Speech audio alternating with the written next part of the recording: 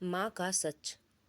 मेरा नाम सुशीला है। मेरी एक 14 साल की लड़की है जया। मैंने अकेले ही उसे पाला था, बड़ा किया है। जया और मेरी एक छोटी सी दुनिया है, लेकिन हमारी दुनिया में ऐसी कई बातें हैं जो मैंने जया से छिपाई हैं।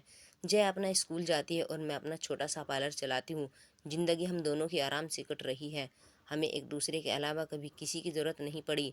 लेकिन उस दिन के बाद शायद हमारी ज़िंदगी में फिर कोई आने वाला था। मैं पार्लर का सामान लेने के लिए शहर गई हुई थी।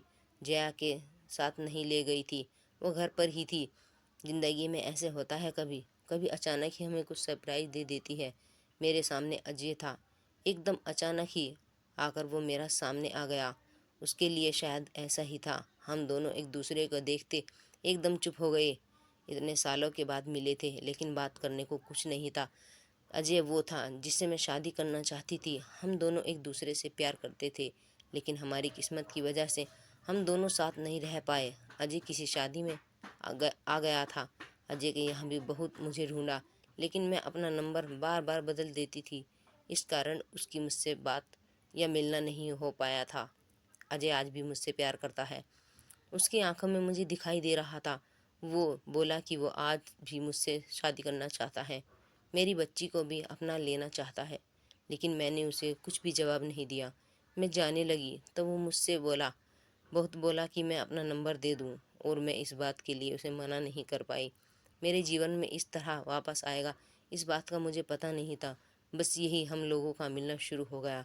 इस तरह से मिलते और बातें करते वो मेरे घर भी आने लगा। मैंने सोचा था कि उसे घर नहीं लाऊं, क्योंकि घर में जया है। मैं नहीं चाहती थी कि जया उसे देखे।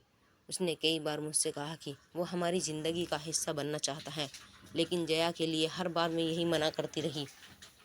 फिर एक दिन वो हुआ जिसका मुझे डर था। अजय और हमारी घर पर भी मैं भूल गई थी कि जया उस दिन हाफ टाइम में ही घर आने वाली थी। जया और उसने पुरानी बातों में खोए थे। मैं अपने कंधे पर सर रखी हुई थी। उसने मेरा हाथ पकड़ा हुआ था। हम इस तरह से कमरे में जया ने देख लिया। वो मम्मी कहती अंदर आई थी और एकदम से चुप हो गई। उसका चेहरा ही बदल गया।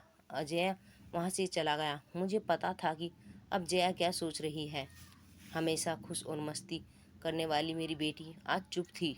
मेरी हिम्मत ही नहीं हो रही थी कि उसको जाकर समझाऊं, उसे वो सब बताऊं जो आज तक मैंने उसे नहीं बताया है। मैंने शाम तक का इंतज़ार किया। जया बहुत ही अच्छी बच्ची है। उसने खुद आकर मुझसे बात की। उसने पूछा यह कौन थे, अगर आप मुझसे कुछ बात करना चाहती हैं तो कर सकती हैं। जया ने फिर मुझसे पूछा आपने जो आज तक वहाँ मैंने माना है। मुझे लगा कि आप हमेशा मुझसे सच बताती हैं और मुझसे कुछ छिपाते नहीं हैं। मैं चाहती हूँ कि आप मुझे इस बारे में भी बताएं। आप अपना फैसला ले सकती हैं। आप दूसरी शादी करना चाहती हैं तो कर सकती हैं। हमारी यह बात चल ही रही थी कि अजय फिर अचानक ही वहाँ आ गया। उसे देखकर इस बार मैंने कहा कि तुम फिर क्यों आ गए।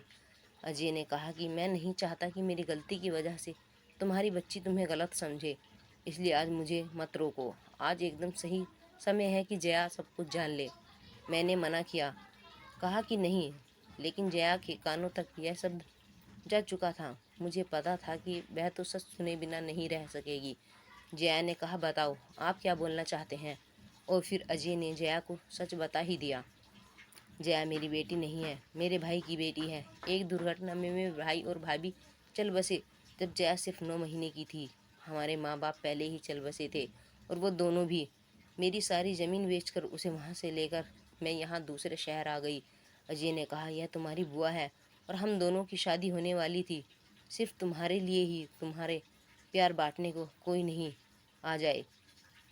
इसने मुझसे शादी नहीं की और मैंने बहुत समझाया, लेकिन उसने मुझे अलावा और कुछ दिखाई नहीं दे रहा था। बहुत सालों बाद मिले तो हम दोनों एक दूसरे से बातें करने बिना नहीं रह पाए। मैं इसे आज भी कह रहा हूँ, लेकिन कह अभी भी मना करती है। जया सुनकर मेरी तरफ देखती है और पूछती है ये क्या बोल रही हैं, कहो कि यह झूठ बोल रहे हैं।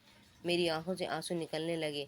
मैंने कहा कि बेटी भले ही तू मेरी जान है, लेकिन तूने मेरी कोख से जन्म नहीं लिया है।